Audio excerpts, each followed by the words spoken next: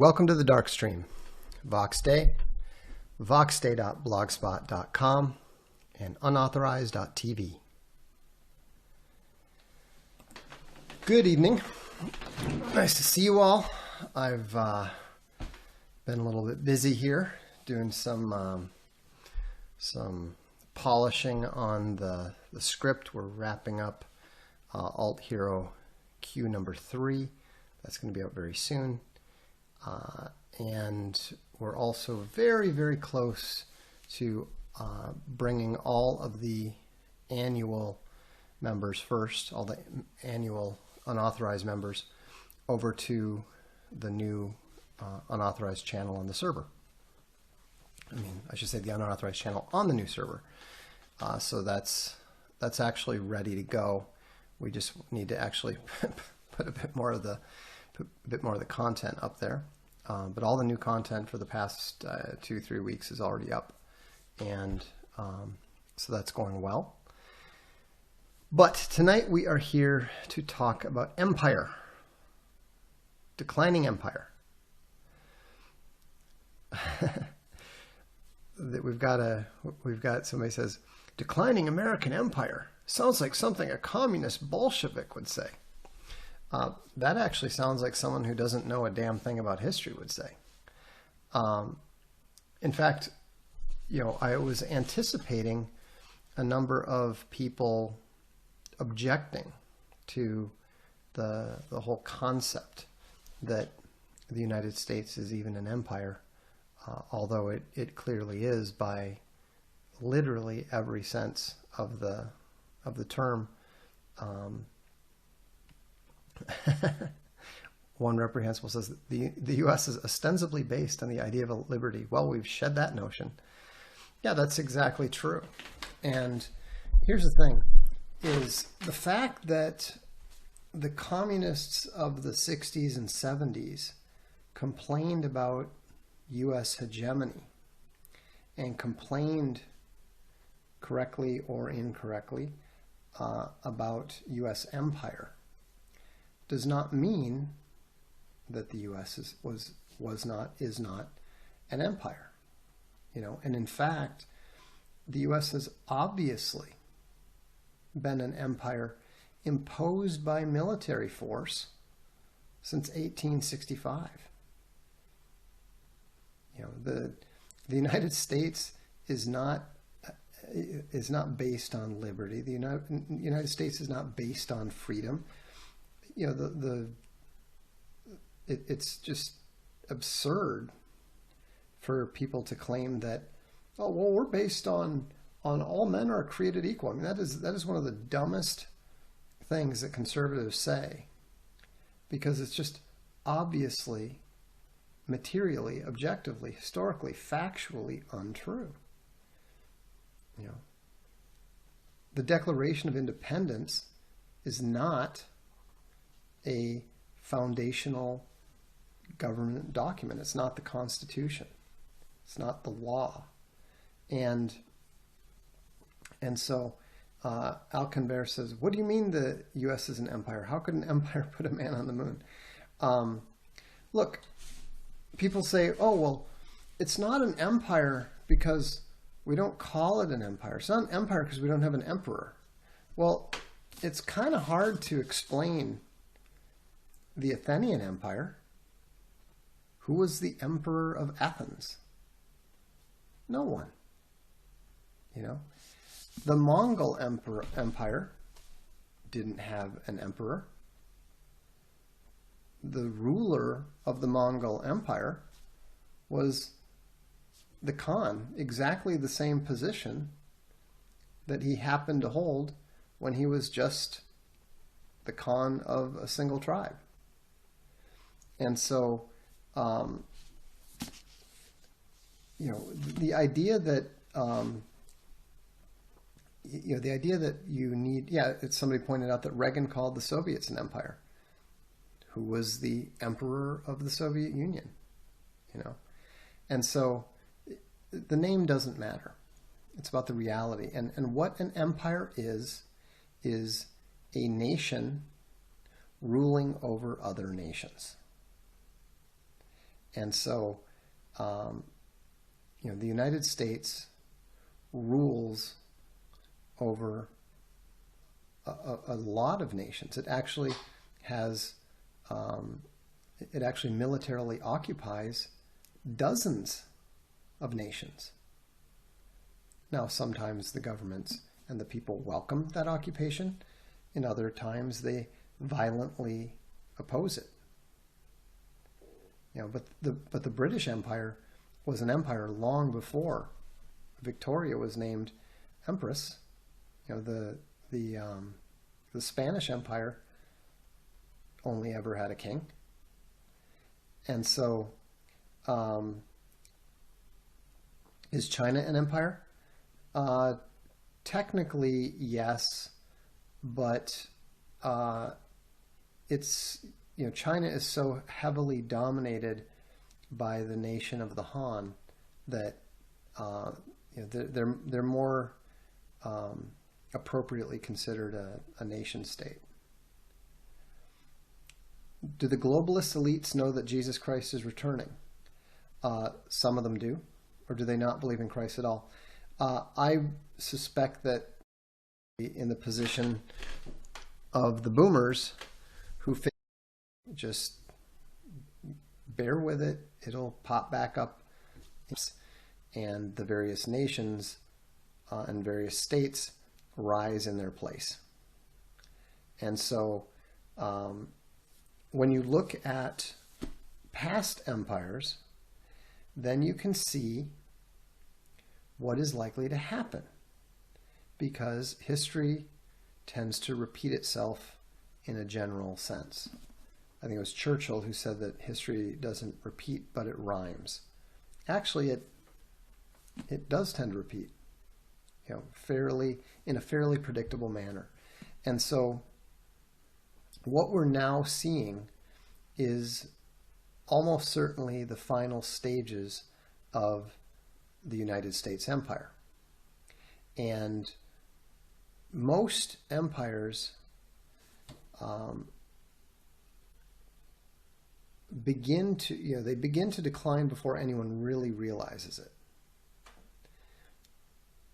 But then there always becomes a point when the decline and the loss of power of the empire becomes obvious. And so, like in this particular book, A War Like No Other, it's about the Peloponnesian War between the Athenians and the Spartans. And the most important event in this particular war was what they call the Syracuse expedition. And it was also known as the Sicilian expedition. But basically it was when the Athenian Empire decided to attack and try to conquer the wealthy city-state of Syracuse. And much to everyone's surprise, it went very, very badly for the Athenians. They lost their entire navy. They lost the greater part of their military forces. It was a complete and utter disaster. And so people have been wondering for the past 20 years, really, if the war in Iraq was going to turn into the American equivalent of that. I've been watching for that. I've felt that if the United States decided to push on to Iran, that was probably going to bring about the end of the U.S. empire. But now it appears that the coronavirus is very likely going to bring that about in a much more peaceful manner, and frankly, a much more beneficial manner to Americans and to people who are negatively affected by the empire. And one thing that it might help people to understand and maybe relax a little bit about the whole well-founded concern about the domination of U.S. politics by Jews within the United States and Israelis without the United States is that, this is not an unusual circumstance.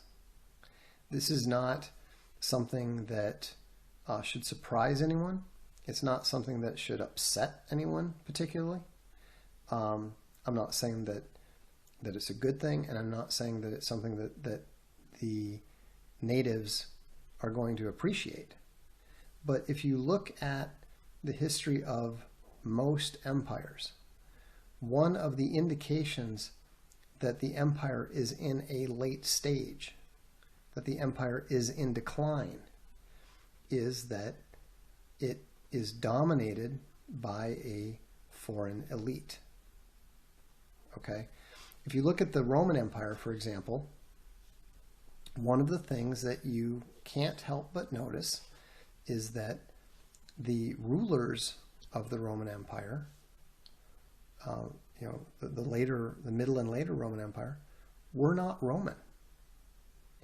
You started, they referred to it as the barbarian emperors.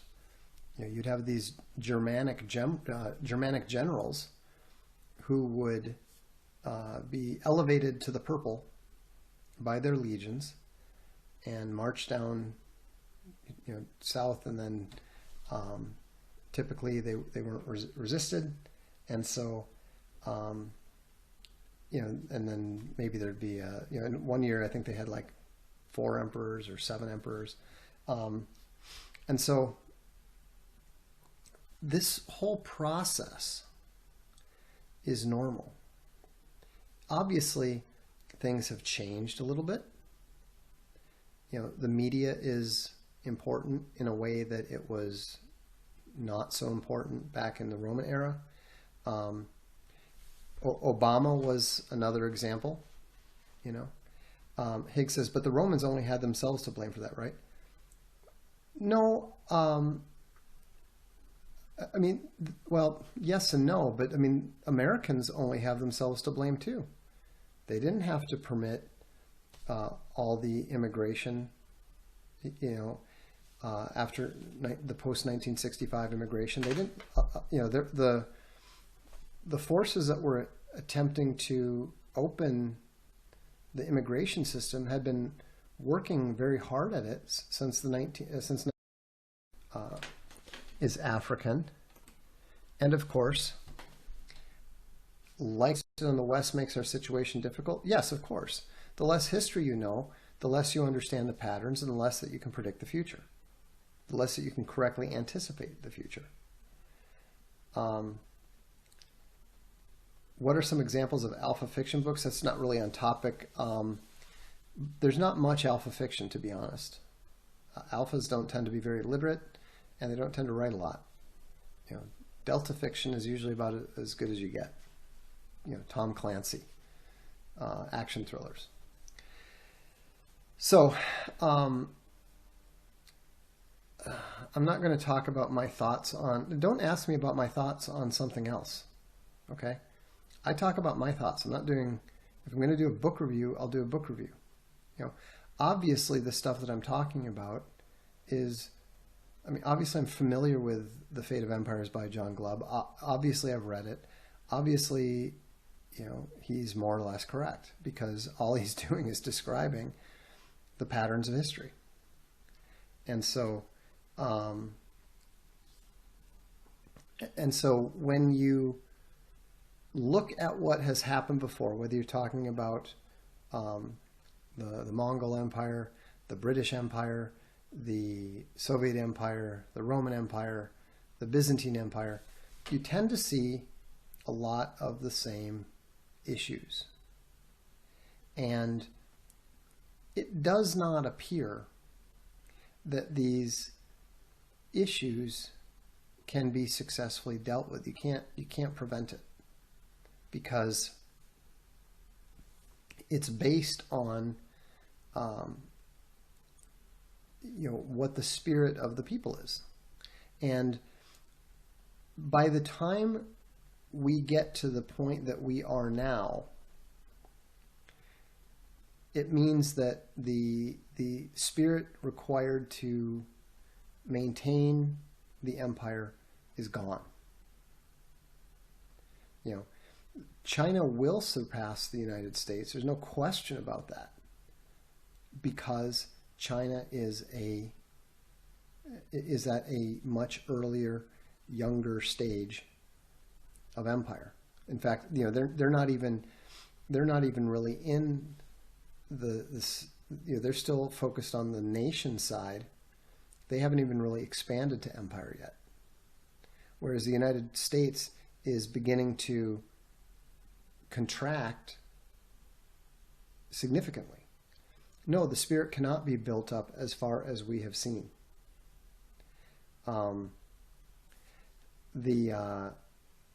know, remember the single most important element of any sort of conflict is morale.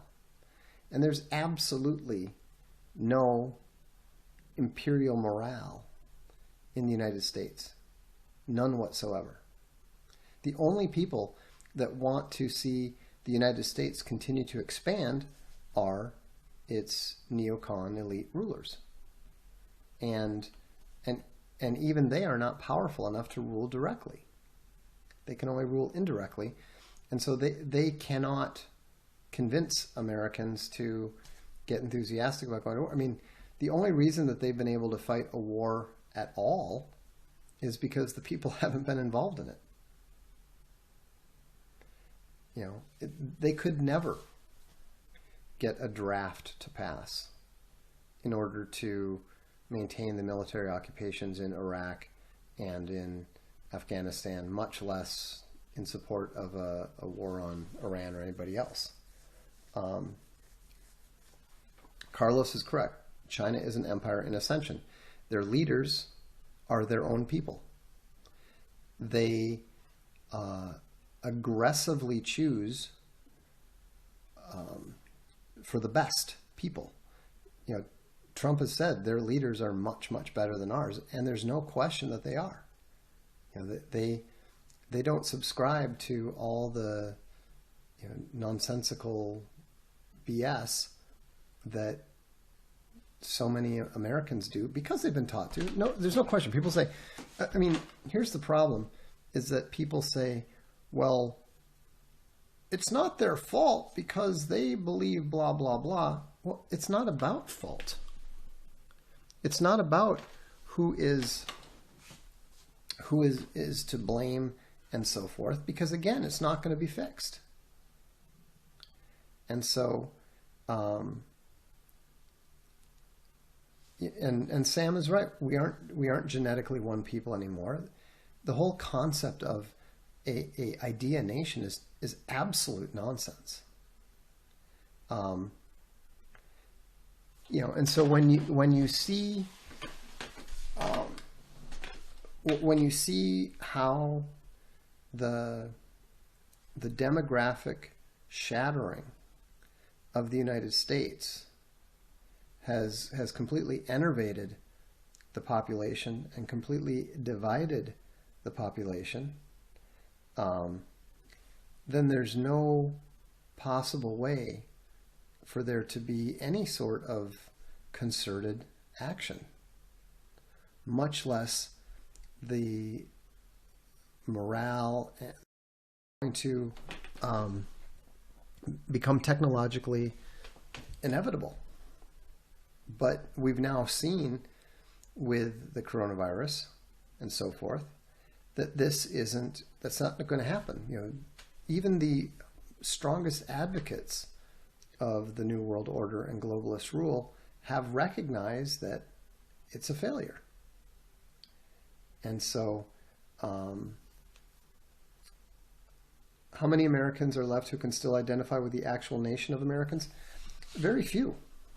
Very, very few.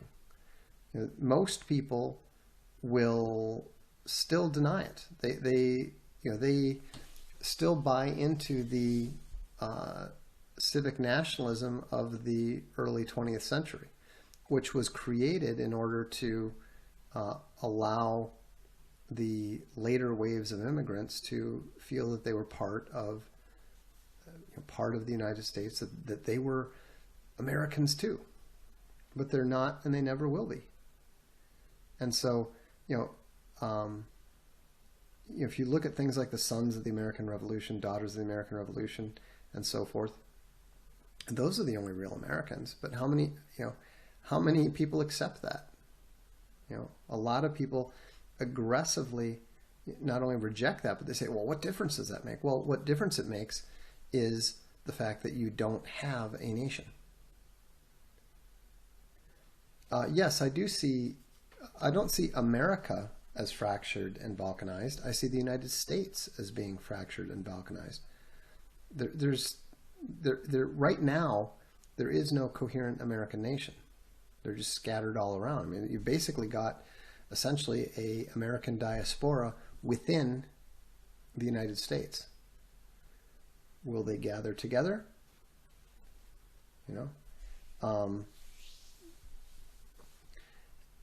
I mean, there is more of it than people think. There's still plenty of people who are of, at least partial American posterity. That's a large nation, probably 100 million people. But those people have been denationalized. And not just by outsiders, but also by their own people who were attempting to make the newcomers feel more welcome because they thought that that was going to make them more powerful. And so, they have forgotten who they are. They don't know who they are. That's why they have no national identity. That's why they have no morale. That's why they have no spirit. That's why they can't defend themselves against people who bond together to support their own tribal and national interests. I mean, think about how ridiculous it is that Minnesota, which was mostly founded by Germans and Scandinavians, are nominally represented in the United States Congress by a Somalian. It's absolutely absurd. She doesn't represent their interests in the slightest. And so,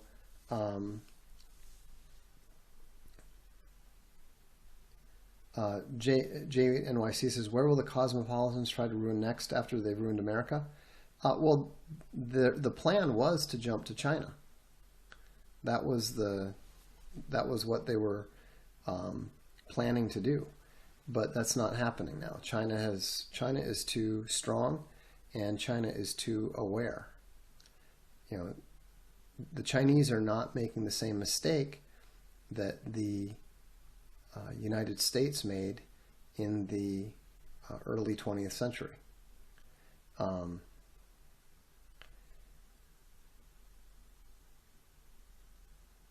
What about the European Union empire? Oh, the European Union's already falling apart. I mean, it's already literally begun to break apart with Brexit. Italy is going to leave fairly soon. Hungary is going to leave fairly soon. Coronavirus is really just putting the nail in the coffin. Once the nationalist governments come to power in places like Italy and in France, then they're going to break apart. Sam Prochansky says they read the playbook and they're just as low trust, if not more so, than the usual suspect. Yeah, well, that's what I've been trying to point out to many people, both Jews and Jew haters alike, is that neither of them understand the actual issue. The Jew haters don't understand that the Jewish people are not intrinsically evil. The Jews don't understand that they're not particularly smart. Their relative success in Europe stems from one thing and one thing only. It's being a high performance, low trust people in the midst of a lot of high performance, high trust people. All right? And so, people like that are always going to be successful when they're surrounded by either low performance or high trust people. They'll always be able to successfully push their own interests, right? But for the first time since they got their heads repeatedly handed to them by the Romans, the Jews are up against a similarly low trust people who are just as high performance and who is married, who's very Philo-Semite, married to that whole playing card just doesn't work, and that's the larger issue, boiled down to a single nutshell. You can see how that was going to work out, and so and that's why I think world events have seldom been in such flux for the last 50, 60 years, because nobody knows what's going to happen. Nobody knows, who's going to come out on top. President Trump is doing a great job. President Trump is one of the greatest, if not the greatest, United States presidents we've ever had. But the degree of difficulty that he's facing is off the charts. There's almost no way it would even be possible for him to make America great again. If he can pull it off, that will make him one of the greatest leaders in human history, up there with Julius Caesar, up there with, above Napoleon.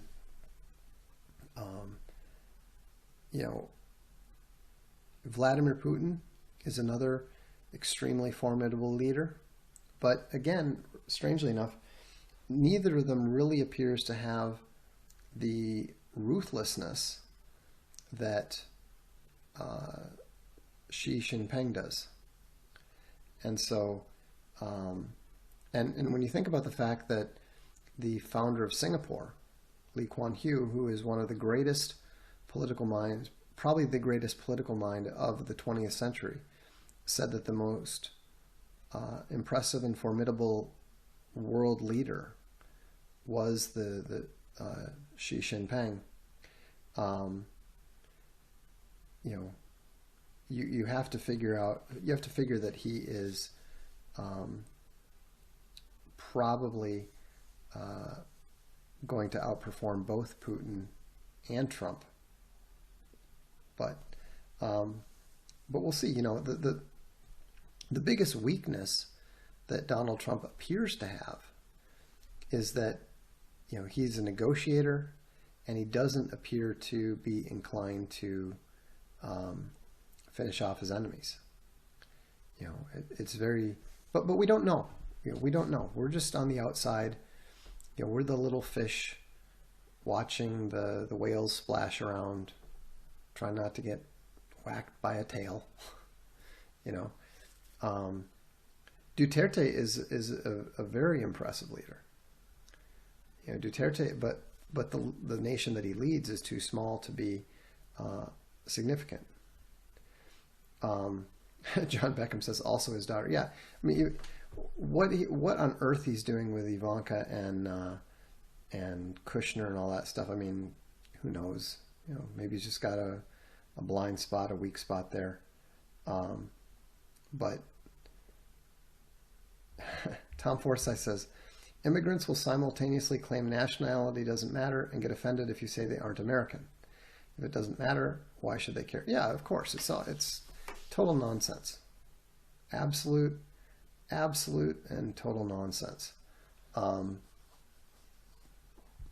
And, so we can hope, we can pray, but, our opinion, our concerns, are irrelevant. It's not going to, now it is encouraging to see the way that Trump has been using the coronavirus situation. I mean, who would have imagined that he would just issue an executive order shutting down immigration even temporarily, before he got elected? I mean, if you'd told us in 2016 that was going to happen in 2020, we would have been like, oh my gosh, that's unbelievable. I have no idea what Bernie Sanders' IQ from his PSAT is.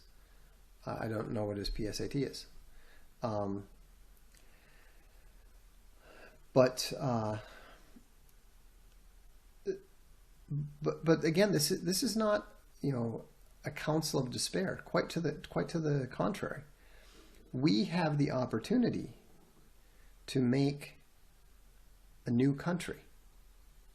We have a country, the capability. We have the ability. We are going to have the opportunity to make new countries, to make new nations.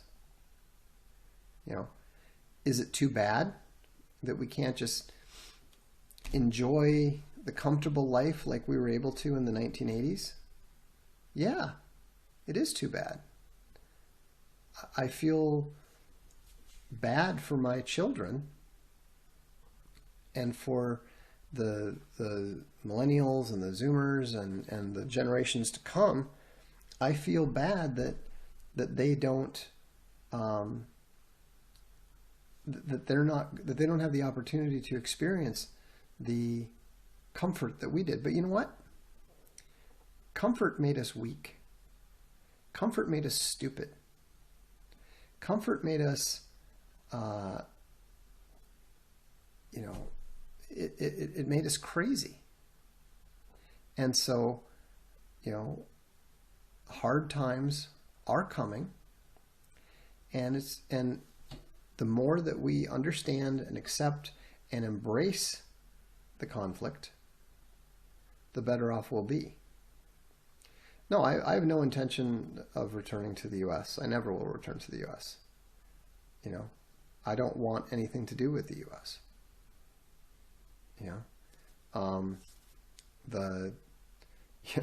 My father just got out of prison, and I'm not bitter about it, but I made my choice. I embraced, I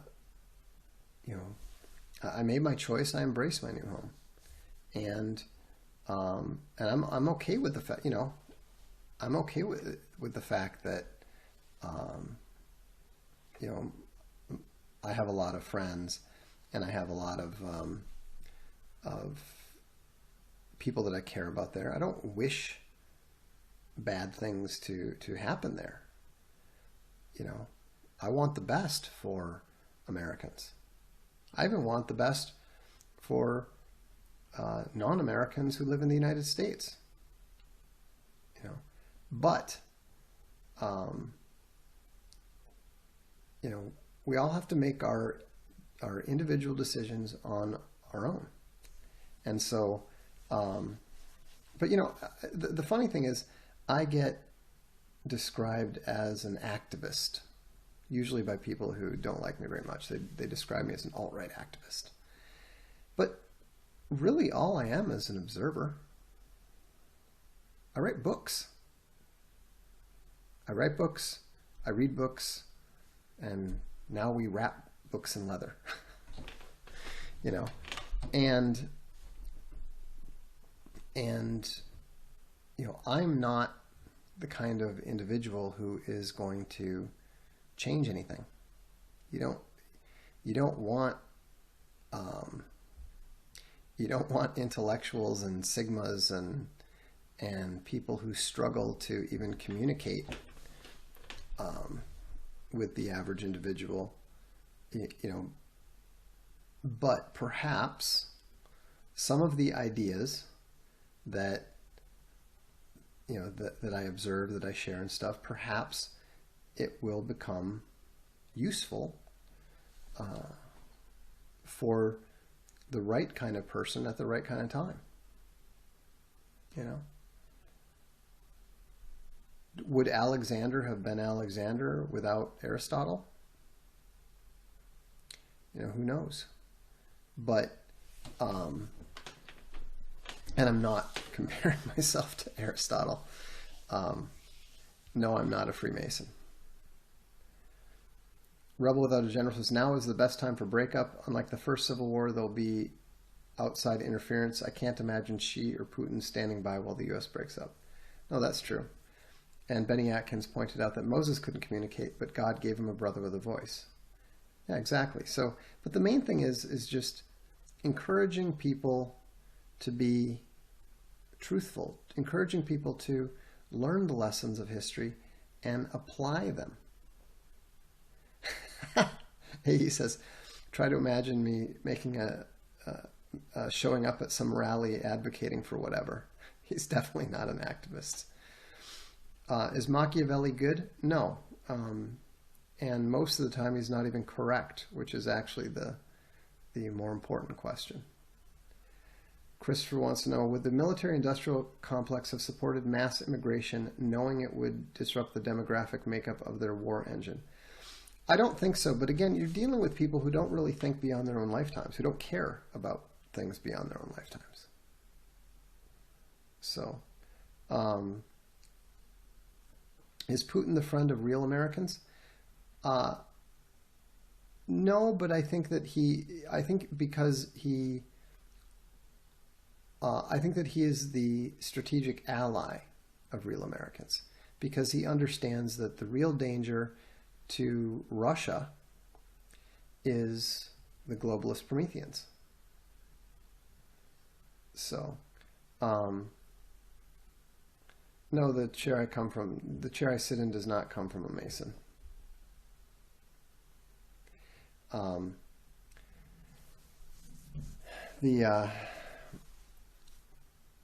Who would Alexander have been with Plato as his mentors? Okay, anyhow.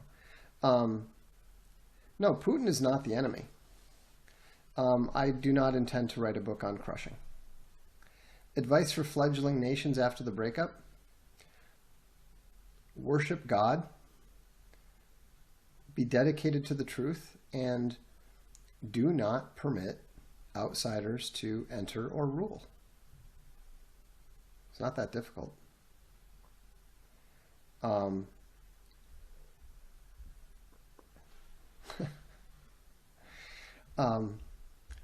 Lots of chairs have two lions. Relax.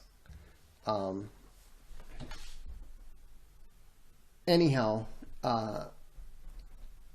so the point is that the U.S. empire is in decline. The U.S. empire is going to fall, and it's important to understand that and accept that, and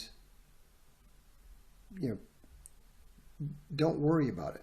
It's actually a good thing, because the U.S. empire has not been good for Americans. It has not been good for the nation. It hasn't even been good for the state, for the political entity. So, anyhow, that's all I've got for tonight. I'd encourage you to subscribe to Unauthorized TV. We are about to begin moving the first subscribers over to the new server and the new setup, and I think you're going to really like what you see. Also, I should mention for the Castalia Library subscribers, if you are a Castalia Thucydides can be a little bit tough. This is more focused just on this covers more the Sicilian aspect. I think you'll really enjoy it if you enjoy history, and it's very timely. Will banks swallow people's savings? I don't know. Is cash king? I think land is better, to be honest. Oh, Frank Underwood's question. What separates the empires that become destroyed demographically and those that do not when they fall? Well, those that are not destroyed demographically tend to remain healthy nations. Those that are destroyed demographically, the nations get broken up and often swallowed up by some of the new nations that appear. So it's always better to try to maintain demographic integrity, which is why, ironically, it may turn out that communism was actually better for the nations of Eastern Europe than the liberal world order was for the nations of Western Europe. Ironic and unfortunate, but that's what it looks like. So, anyhow, have a good evening. I look forward to seeing you at the next Darkstream. I'm Voxday, and this is the Darkstream.